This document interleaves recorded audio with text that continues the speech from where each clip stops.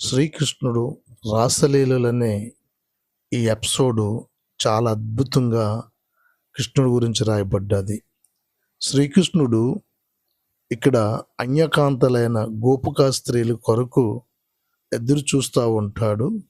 మామలు చేతిలో నుండి ఇడిపించుకుని, భర్తల చేతిలో నుండి ఇడిపించుకుని, పాలిచ్చే తల్లులు చేతిలో నుండి ఇడిపించుకుని, శ్రీకృష్ణుడు వేణునాదమును పలికిస్తున్న మన్మధు బాణాలు విసురుతుంటే వాటికి తట్టుకోలేక ఆ గోపికా స్త్రీలు, అమాయకులైన గోపికా స్త్రీలు శ్రీకృష్ణుడి యొక్క రాసలీలలోనికి పరుగులెడుతూ ఉంటారు.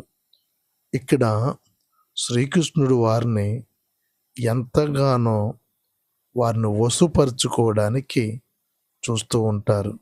ఈ గొప్ప ఎపిసోడు సత్యాన్ని మనము తెలుసుకోవాలా.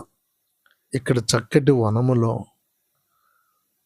నిండు సందమామ, సంపూర్ణమైన పౌర్ణమి, ఆయన దగ్గరున్న చక్కటి వాయిద్యం ఏంటనగా ఆయన పిల్లన గ్రోవి వాయిస్తుంటే ఆ గ్రామంలో కొందరు స్త్రీలు పాలు తీయడానికి సిద్ధపడుతున్న కొందరు స్త్రీలు, పాలు పితుకుతున్న మరికొందరు స్త్రీలు, పాలు కాస్తున్న మరికొందరు స్త్రీలు, ఆ పాలను మరొక స్థలంలో సర్దు చేసుకునేవారు మరికొందరు. అలాగే ఇదిగో తల్లి పాలిస్తున్న మరొక స్త్రీ, వాళ్ళు ఎవరి పనిలో వారు చాలా శ్రద్ధలతో కుటుంబము బాధ్యతలు కలిగి ఎవరింటి దగ్గర వాళ్ళు పని చేసుకుంటుండగా వేణునాద గానము వారి చెవులలోనికి నాటింది. మన్మధుడు చేత సంధింపబడిన బాణములను పొందునట్లుగా మర్తు జల్లారు. భర్త చేతిని విసర్జించారు, మామని విసర్జించారు, మర్దిని విసర్జించారు, పిల్లలను విసర్జించారు. అక్కడ ఎవ్వరు బంధకాలు కూడా త్రోసివేసేశారు. పాలిచ్చి పిల్లలు ఉన్నారనే విషయం మర్చిపోయారు. మామకి భోజనం పెట్టాలనే విషయం మర్చిపోయారు. భర్తకి ఆయన్ని సంరక్షించాలనే విషయం మర్చిపోయారు. వేణుగానమును శ్రీకృష్ణ మహానుభావుడు విసరగా వాళ్ళు పైనున్న పైటను కూడా మరిచిపోయి కృష్ణుడి దగ్గరికి వస్తే ఆయన పైకి అంటున్నాడు, మీరు ఎందుకు వచ్చారు? మీ భర్తలను విడిచిపెట్టి, మీ పిల్లల్ని విడిచిపెట్టి నా యొద్దకు మిమ్మల్ని ఎవరు రమ్మన్నారు? మీరు ఎందుకు వచ్చారు అని ఆయన చెప్తుంటే, అయ్యా మేము మా భర్తలను త్రోసివేశాం, మమ్మల్ని అడ్డుకున్నావా, మా పిల్లలను త్రోసివేశాం, నీ వేణుగానమును మా చెవుల నాదాన్ని వినిపించగా మా దేహము నిలవలేదు, మా యొక్క శరీరమును తహతహలాడుతూ కృష్ణ నీ పాదాల చెంతకు మేము పరిగెట్టుకుంటూ వచ్చాం. మాకున్న ఈ దాహాన్ని నువ్వు తీర్చాలి. నువ్వు పొమ్మంటే మాకున్న ఈ దాహము చావదు. కాబట్టి తిరిగి వెళ్ళినా సరే కానీ ఎంతటి దాహము తీర్చే పురుషుడు లేడు.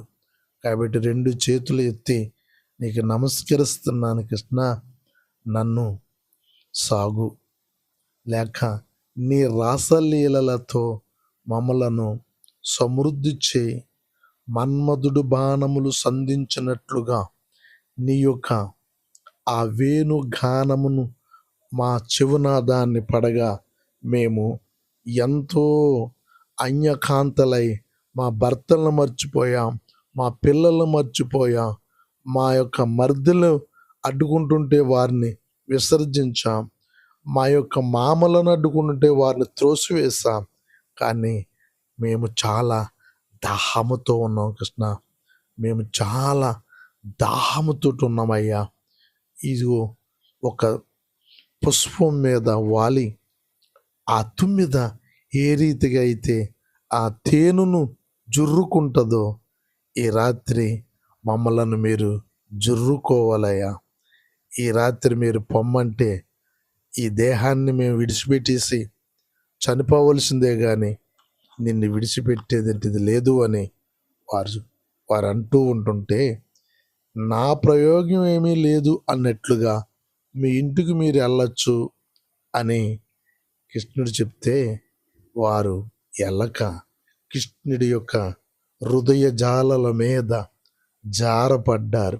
ఒక్కరు కాదండి, ఇద్దరు కాదండి, ఆ గ్రామములో ఉన్న 10,000 మంది స్త్రీలు, కాపురాలు చేసుకుంటున్న స్త్రీలు ఏమండి, పిల్లలతో పాలిచ్చుకుని పాలు పిసుక్కుంటూ ఆ యొక్క గ్రామము భర్తలు ఎంత ఏడుస్తున్నారు, వృద్ధాత్మ్యంలో ఉన్న మామలు ఎంత ఏడుస్తున్నారు. అయ్యో, ఇలాగా మా కుటుంబము ఇంత దిగజారిపోయిందా అని ఆ కుటుంబం పెద్దలు ఎంత ఏడుస్తున్నారు. ఇలాంటి గొప్ప దేవుడు మనందరికీ కావాలి.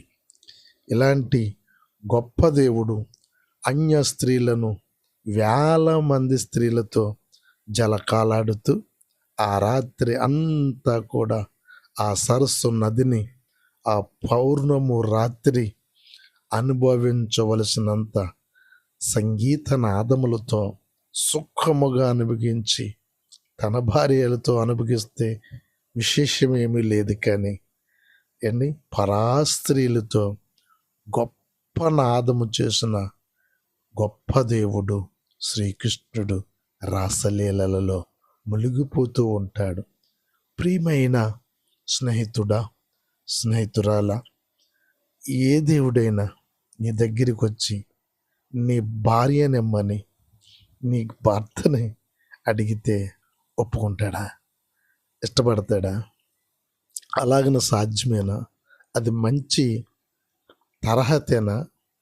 ఏమండి, వారు మానాన్ని వారు జీవిస్తుంటే వారి కోర్కులు పుట్టించేలాగున మన్మధు బాణాలు సంధించి ఆయన చేతిలో ఉన్న మురళీనాదాన్ని వినిపించి వారికి దేహములో జీవిస్తున్నామో లేదో అన్నట్లుగా స్పందించి వారిని మత్తులెళ్ళినట్లుగా చేసే దేవుడు నీకు కావాలి. అలాగ నిన్ను అడిగితే నువ్వు ఒప్పుకుంటావా? అలాగ ఒక రాత్రి అంతా ఆ భక్తురాల దగ్గర ఉంటానంటే నీవు ఒప్పుకుంటావా? ఇది మంచి ఘటన అండి. మహాతారలతో కృష్ణుడు రాసలీలలు ఆడుతున్నాడు. ఇది శారీరకమైనది కాదు అంటే నువ్వు ఒప్పుకుంటావా? ఇది నెమలిపించం దేనికి గుర్తు అని రకరకాలుగా చెప్తుంటే నువ్వు ఇష్టపడతావా? ఇలాంటి మంచి దేవుడు నాకు కావాలి. మేమందరం ఆయనకి ఇది ఇక్కడ ఏ రీతిగా అయితే ఒక జంతువులు, పక్షులు కోలానాదం చేసుకుంటూ ఆ యొక్క ప్రకృతిని ఆహ్వానిస్తున్నాయో అలాగనే శ్రీకృష్ణ మహాత్ముడు కూడా పరాస్త్రీలైన 16,000 మందిని హక్కును చేర్చుకుని రాత్రంతా వారితో తుమ్మిద తేనెను జురునట్లుగా వారి యవ్వనమును, వారి యొక్క అవయములను, వారి యొక్క సౌందర్యమును 1 సంవత్సరం కాదు, 2 సంవత్సరాలు కాదు, మహాభారతం ప్రకారముగా 1000 సంవత్సరాలు వారిని అలాగనే రుచిస్తూ స్వీకరించాడు. ఈరోజు నువ్వు ఇష్టపడతావా? నీకు ఇష్టమైన అలాగా